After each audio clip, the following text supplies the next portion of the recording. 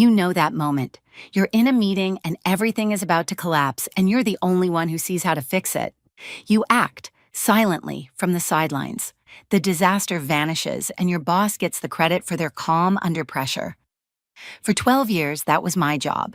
I was the ghost in the machine, the architect of my boss's success, telling myself the work was its own reward. I believed my loyalty made me indispensable. I was wrong. That all ended last Monday. And what happened next is the reason I'm telling you this. So if you're watching this right now, maybe in your car, maybe on your lunch break, just tell me one thing. Where are you listening from? Drop your city or country in the comments. I want to know how far this story travels, and if a part of you recognizes that feeling, stay with me. My name is Hannah Mason, and for 12 years, my official title at Ethelred Technologies was Executive Assistant to the Vice President of Operations. It was a title that felt like a perfectly tailored yet constricting suit. It fit on paper, but it never truly represented the work I did. My real job, the one that unfolded in the quiet hours after everyone else had gone home, was to be the architect of my boss's success. I was the invisible hand that designed, built, and maintained the complex proprietary systems that kept his entire department running like a well-oiled machine. It was a role I performed in the shadows, a silent contribution I told myself, year after year, was its own reward. You know that moment in a meeting. The one where a critical file won't open or a connection drops and a wave of panic ripples through the room. The moment where everything is about to collapse and you're the only one who sees how to fix it. You act silently from the sidelines, your fingers flying across a keyboard in a language no one else understands. The disaster vanishes, and your boss, who was beginning to stammer, gets the credit for their calm under pressure. For 12 years, that was my life. Just last Monday, that scene played out yet again. Robert Vance, the vice president I reported to, was in the middle of a video presentation to a major potential client. Millions of dollars were on the line. Suddenly, his screen froze, the cursor a mocking, unmoving icon. I saw the flicker of panic in his eyes, a subtle tightening around his mouth that I, after a decade of observation, could read like a book. From my desk just outside his glass-walled office, I didn't say a word. A few quiet keystrokes into the administrative console, a quick rerouting of the data stream through a backup server I had built for exactly this purpose, and his presentation blinked back to life. He continued his sentence without missing a beat, as if nothing had happened. After the call ended in a success, his new secondary assistant, Megan Porter, rushed to his side. Her voice, always a little too loud, her praise, always a little too sweet, echoed in the quiet office. "Robert, that was brilliant," she gushed, her eyes wide with admiration. "The way you handled that technical glitch was just seamless, so composed." He smiled, a broad, self-satisfied smile, soaking in the compliment for a crisis he never even understood. He walked past my desk on his way to get coffee, his gaze sliding right over me as if I were part of the furniture, a functional object that performed its duty without needing acknowledgement. That was the currency of our relationship, my competence for his recognition, though the recognition was never directed at me. Later that afternoon, an invitation appeared in my calendar, materializing without a sound. It was from Human Resources, scheduled for 9 o'clock the following Monday morning. The title was just two chillingly ambiguous words: organizational restructuring. The walk to Robert's office on Monday morning felt like moving through water. The usual cheerful greetings from colleagues were replaced with averted eyes and sudden, intense interest in their computer screens. Even the air seemed heavier, thick with an unspoken knowledge that I was not yet privy to, a secret that had been circulating in hushed tones in the break room. Through the glass walls of his corner office, I could see Tricia from Human Resources already seated. Her posture was perfectly erect, her face a mask of professional neutrality that was more intimidating than any frown. Robert was standing by the window, staring out at the city skyline, his back to me. When I knocked softly on the glass, he turned, his expression unreadable. "Hannah, come in, close the door." The words were clipped. He didn't offer me a seat near his desk as he usually did during our morning briefings. Instead, he gestured to a chair on the far side of the room, next to Tricia, creating a physical and symbolic distance between us. It was a clear, deliberate act of separation. "Let's not drag this out," he began, his eyes fixed on a point just over my shoulder, refusing to meet mine. Tricia opened a leather-bound folder and began to recite from a prepared script. Her voice was a steady, dispassionate drone, speaking of optimizing efficiency, of synergy, of consolidating roles for the future health of the company.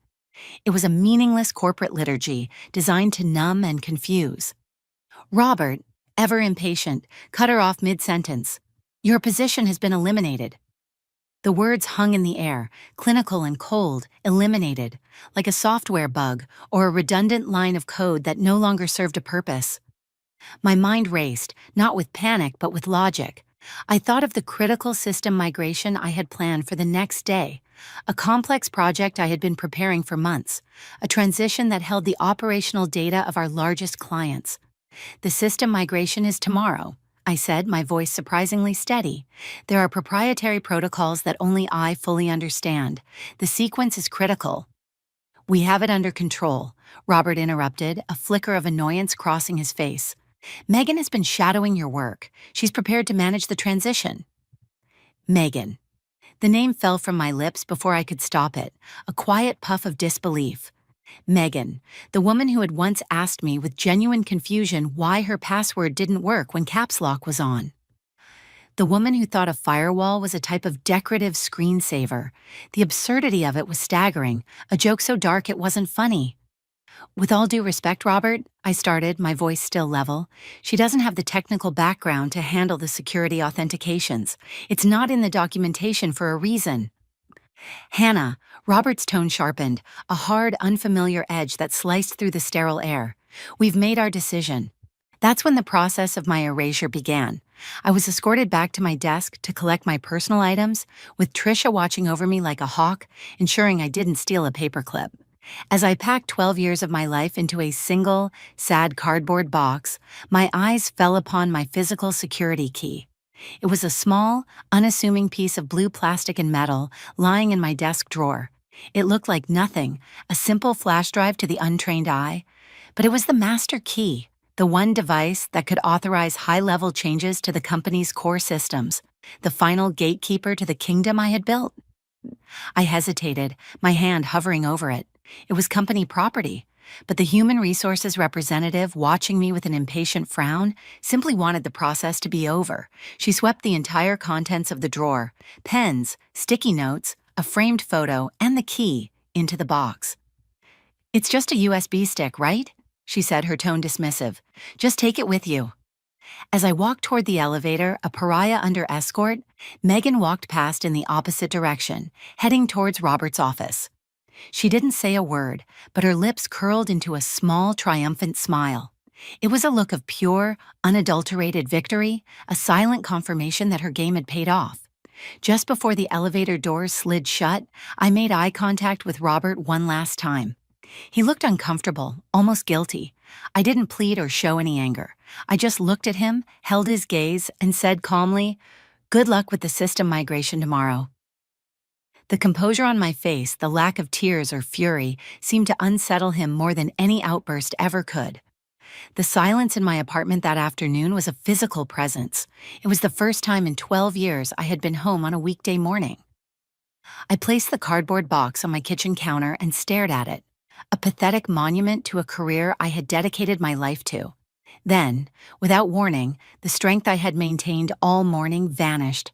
My knees gave way. I slid to the floor, my back against the cool metal of the cabinets, and for the first time since I walked into that office, I allowed the full weight of the humiliation to crash over me. I cried for the wasted loyalty, for the family events I had missed while fixing late-night server emergencies, for the naive belief that if I just worked hard enough, they would finally see my true value. After the storm of tears passed, I pushed myself up from the floor. I washed my face with cold water, the shock of it a welcome sting. I made a pot of strong black coffee. I sat at my dining table and opened my laptop. It was time to assess the situation.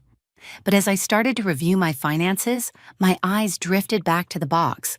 I reached inside, past the framed photos and the sad little office plant, and my fingers closed around the security key. I held it in my palm, feeling its solid, definite weight.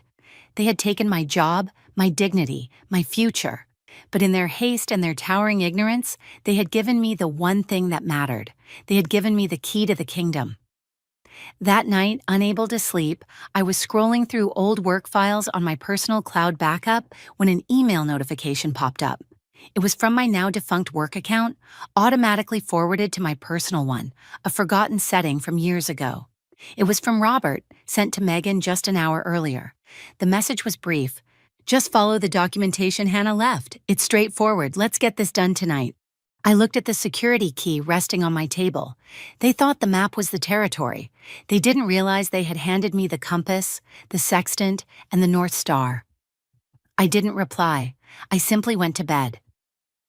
The next morning, I woke up without an alarm for the first time in years. There was no knot of anxiety in my stomach, no list of urgent emails from Robert to answer. There was just a quiet sense of possibility, a blank page. I spent the morning updating my resume, meticulously reframing my 12 years of experience not as an assistant, but as the systems architect I had truly been, listing the multi-million-dollar projects I had single-handedly developed. I found a position at another company, Nexus Technologies, a role that seemed tailor-made for my actual skills. I spent an hour crafting the perfect cover letter, the words flowing with a clarity I hadn't felt in years. Around 10:30, my phone buzzed. It was David Chen, my one true ally from the information technology department, a brilliant engineer trapped in a mid-level role. He was whispering, his voice so tight with panic it was almost a squeak. "Hannah, it's a catastrophe. Megan ran the update an hour ago. The whole system is locked down. I mean everything. Client data, financial records, presentations, all of it is inaccessible." I took a slow, deliberate sip of my coffee, letting the information settle. I felt a cold, quiet calm spread through me. It wasn't triumph, it was the grim satisfaction of a physicist watching gravity prove itself once again. "What's the system showing on the administrative end, David?" I asked. "It's demanding hardware authentication to proceed," he said, his voice strained. "A physical key. There's a prompt on the main console that won't go away. Megan is losing her mind. She's in Robert's office right now, screaming that your documentation was incomplete, that you set her up. And Robert just ordered me to find a way to bypass it. He doesn't understand, Hannah. Forcing a bypass could corrupt the entire database. We're talking permanent data loss." There was a pause. I could hear the frantic, useless keyboard clicks in the background. "He hasn't called you yet," David said, his voice dropping even lower. "But he will. The executives from the Johnson account are in the lobby right now, waiting for a live demonstration that will never happen." The first voicemail from Robert came 20 minutes later. His voice was strained, attempting a casual, breezy tone that failed completely. "Hannah, it's Robert. Give me a call when you get a chance. We've just hit a small snag with the migration. Nothing major." I let it go to voicemail. I continued to browse job listings online, my heart beating a slow, steady rhythm. The second call came 40 minutes after that. The casual pretense was gone, stripped away by the rising tide of panic. "Hannah, call me back. The situation is more complicated than we thought. We need your input. It's becoming urgent." His voice was noticeably higher, tight with a stress he could no longer conceal. While I was considering my next move, a call came in from Sarah, a friend in the accounting department. "Hannah, you need to know," she whispered, her words tumbling out in a rush.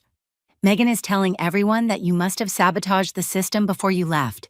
They're building a case. She's trying to make this your fault to save her own skin." The political trap. It was predictable, but the audacity of it still stung. Just then, another automated alert from the Ethelred system, one I had configured myself years ago, was forwarded to my personal email. The subject line was stark, written in the cold, emotionless language of a machine. "Warning: multiple failed administrative access attempts. System integrity compromised." They were flailing, digging their own hole deeper with every panicked, ignorant attempt to fix a problem they did not understand. Robert's third voicemail was a shattered wreck of his usual confidence, his voice thin and cracking at the edges. "Hannah, please, just call me. The Johnson team left. They're furious. The board is involved now. Whatever you want, name your price. Just you'll call me back. I deleted the message without a flicker of emotion. My price was not something he could comprehend. It wasn't about money. It was about the acknowledgement of a truth he had spent 12 years actively burying. Then, a new number appeared on my screen. It was a local area code, but one I didn't recognize. I let it ring, a strange sense of inevitability settling over me. This was different. I answered. A woman's voice, calm, authoritative, and utterly devoid of panic, spoke. It was the sound of ultimate control. "Is this Miss Hannah Mason?" "Yes, speaking," I replied, my own voice matching her calm. "This is Patricia Ellison," the voice said. "I am the chairwoman of the board for Ethelred Technologies." There was a brief, powerful silence on the line. She wasn't calling to accuse or to plead. She was calling to assess, a general surveying a battlefield. "My technical team informs me," she continued, her tone as sharp and clear as cut glass, "that a specific hardware key is required to restore the system from this state. A key that is no longer on the premises?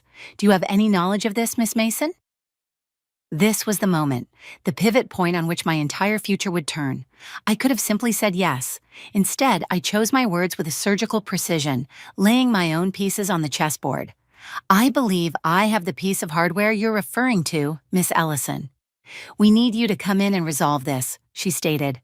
It was a command, not a request, the natural language of a person who was not used to being told no. "My value was never about just one piece of hardware," I said, my voice as calm and steady as hers. It was about 12 years of architectural knowledge that prevented this very scenario from ever happening. Until yesterday. I let that hang in the air for a moment, a quiet indictment. As it happens, my schedule is rather open, but I do have a promising interview with Nexus Technologies tomorrow morning. We can meet at 3 o'clock this afternoon. I'll decide then which future I am more interested in pursuing. The silence on the other end of the line was different this time. It was not the silence of confusion, but of recalculation. The power dynamic had been rewritten in real time, the leverage shifting across the phone line. 3 o'clock it is, Miss Mason," she said, a new grudging respect coloring her tone. I hung up the phone and looked at the small security key on my table. It was time to go back to the office, not as an employee, but as a vendor, a very, very expensive vendor. I spent the next few hours preparing. This was not a preparation of facts or figures, but of self. It was a methodical transformation.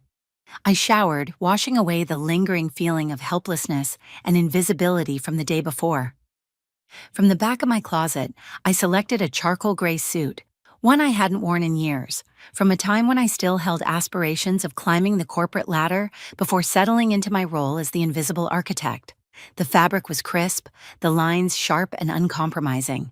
It was armor, a silent declaration that the person returning to that office was not the same one who had been escorted out. As I drove back towards the city center, I passed the small cafe where I had my first interview with Robert 12 years ago. I remembered the hope I felt then, the naive belief in meritocracy. That memory felt like it belonged to a different person. At 2:45, I walked through the automatic doors of the Ethelred Technologies building. The air conditioning was a familiar cold kiss on my skin, but the atmosphere was alien. The receptionist's eyes widened in disbelief. She fumbled with her phone, her voice a flustered whisper into the receiver as she announced my arrival.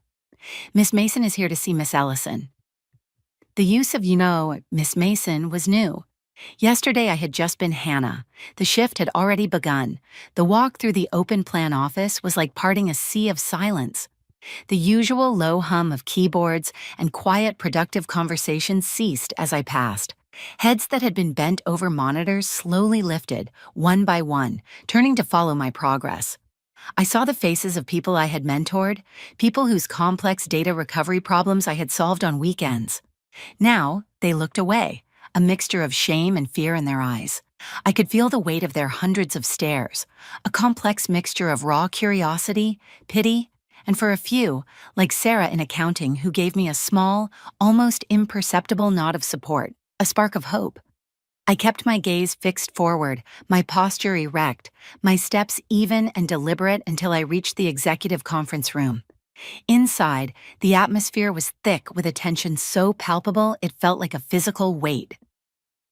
Patricia Ellison sat at the head of the long, polished mahogany table, a figure of immense calm and authority. To her right sat Robert, his face pale and drawn, a man visibly diminished. Tricia from Human Resources stared intently at the grain of the wood on the table, and next to her was a lawyer named Gerald, his condescension a palpable force in the room.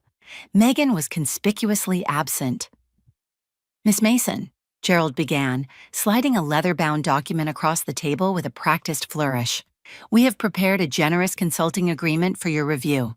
The company is prepared to offer you a 3-month contract to address the current instability and to fully document all recovery procedures for future use." I didn't glance at the document. To do so would be to accept his framing of the situation. "You seem to misunderstand, Mr. Phillips," I said, my voice quiet, but carrying easily across the silent room. "I am not here to apply for a temporary job. I am here to discuss the terms of my continued strategic value to this company." Gerald smirked. "Continued value? My understanding is that your employment was terminated, and there are concerns, Miss Mason, about this convenient system failure immediately following your departure. Before we discuss any terms, the board needs assurance. We need to rule out any possibility of malicious action." It was a thinly veiled threat, an attempt to paint me as a criminal to weaken my position.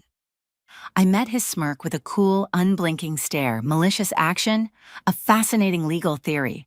To pursue that, you would have to demonstrate in court that I had system access after my termination, which your own security logs will show I did not. You would have to prove motive. My motive for what? Destroying a system I spent 12 years building? The system that represents my entire professional portfolio? That would be an act of professional suicide. A far more plausible narrative, the one a judge and your shareholders would likely find compelling, is one of corporate negligence. Firing the sole expert on a critical system against her documented warnings the day before a migration to replace her with an unqualified junior. Which narrative do you think holds up better under scrutiny? Gerald's smirk faltered. Robert shifted in his chair, clearing his throat. "Now, let's not get adversarial. Hannah, we all know you wouldn't do that. We just need to fix this." I ignored him completely, as if he hadn't spoken. My focus remained on Patricia. As Gerald opened his mouth to retort, my phone, sitting face down on the table, vibrated. I picked it up, my movements slow, and glanced at the screen. A text from David. "Data corruption confirmed on financial servers. They're losing records by the minute. It's a cascade failure." I placed the phone back down, my resolve hardening into absolute certainty. I looked at Patricia. "Your company is actively losing irreplaceable data as we speak, while your lawyer discusses baseless legal theories. My terms are not a negotiation, they are the solution. You have 5 minutes to decide before I proceed with my interview at Nexus Technologies tomorrow." Patricia didn't need 5 minutes. She held a stare with me for a long, silent moment, a contest of wills across the polished wood. Then, she raised a single, elegant hand, a gesture that instantly silenced Gerald's sputtering protests. Her sharp eyes were fixed on me, not as a former employee, but as a strategic asset. "Gerald," she said, her voice like ice, "draw up a new agreement with Miss Mason's terms. All of them. Now." The walk to the server room felt like a victory procession. It was a cold, loud sanctuary that most employees feared, a maze of blinking lights and the deafening roar of cooling fans. To me, it was a sanctuary where logic reigned supreme.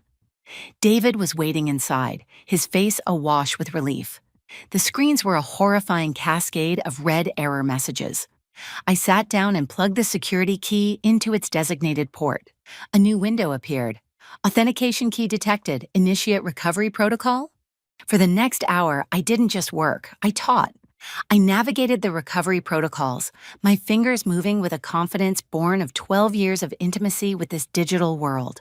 I explained every single step to David, who watched, rapt, finally understanding the deeper layers of the systems he helped maintain.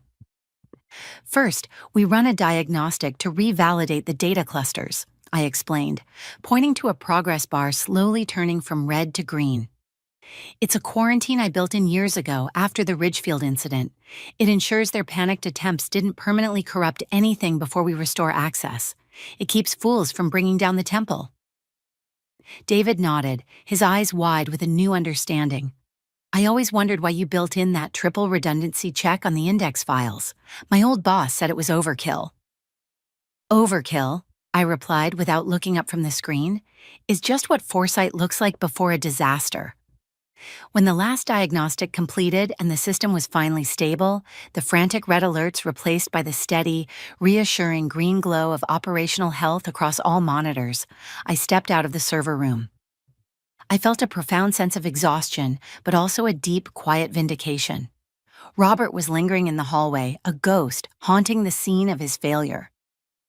"Hannah," he began awkwardly, "I'm sorry, I didn't understand the complexity." I looked at him, not with anger, but with a cool, dispassionate clarity. "You understood perfectly, Robert. You understood my work made your department look good, and that acknowledging my expertise would diminish your perceived role. It was a business decision, and it had predictable consequences." I paused, letting the words land. "My new role reports directly to the board. We will be colleagues. I expect professionalism." I had redefined our relationship based on the new reality.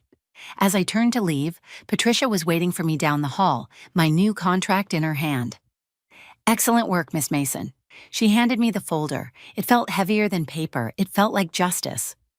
"Now," she said, her expression grim, "about the Johnson account. They officially terminated their interest in the $20 million contract this afternoon. The damage has been done." 6 months later, the view from my new office on the executive floor was different. My first official day in the role, Patricia's company-wide email of announcement had landed. The flood of replies was overwhelming. Congratulations from those who knew my work, shock from those who didn't, and dozens of private messages from other employees, sharing their own stories of being undervalued. My first major project as director was the technical talent audit I had demanded. My audit identified 37 employees whose technical contributions were significantly undervalued, brilliant minds hidden in plain sight. My first set of recommendations to the board was a complete overhaul of the technical job classification system. The first person to benefit was David Chen. His promotion to Chief Security Systems Engineer, with a salary increase that reflected his years of unrecognized contributions, sent a powerful message through the entire company. The old ways were over. The day it was announced, he stopped by my office, a wide, genuine smile on his face. "You've changed everything, Hannah," he said. "I just held up a mirror," I replied. "The talent was already here." I eventually had a meeting with Megan. She had been transferred to a junior marketing support role, a position that fit her skill set. The arrogant woman I had known was gone, replaced by someone humbled, almost broken. "I know I messed up," she said, her gaze fixed on her hands. "I saw a shortcut to get ahead, and I took it. I thought that's how the game was played here." I didn't offer forgiveness, but professional guidance. "The problem wasn't that you were playing a game, Megan. It was that you were in the wrong one. Your skills are in connecting with people, not with code. Find what you're actually good at and build a real career on it. The company needs that too." My interactions with Robert were now confined to formal strategy meetings where he, a vice president, had to listen as I, a director, presented the technical roadmaps his department would follow. The power dynamic was permanently, visibly, and silently reversed. Then, one afternoon, the call I had stopped expecting came. It was Patricia. "The Johnson team wants to meet again," she said, a note of surprise in her voice. "Apparently news of our restructuring impressed them. They said a company willing to publicly admit a major flaw and then empower the right people to fix it is a company they want to do business with." The final presentation to the Johnson team was the ultimate test of the new Ethelred technologies. It was just Robert and me. He began, speaking with the polished charm that was his true strength, rebuilding the relationship, smoothing over the past with grace. Then, he turned the presentation over to me. I walked them through the new, robust, and secure architecture. I didn't just show them features, I explained the philosophy behind them. "What you saw 6 months ago was a failure of management, not a failure of technology," I stated calmly. "The system's security protocols performed exactly as designed. They prevented a catastrophic data breach from an unauthorized access attempt. What I'm showing you today is that same robust architecture, now supported by a management structure that respects and understands it." The Johnson engineers leaned forward, their expressions shifting from polite interest to focused respect. We won the contract back. Later that week, I was having coffee with David.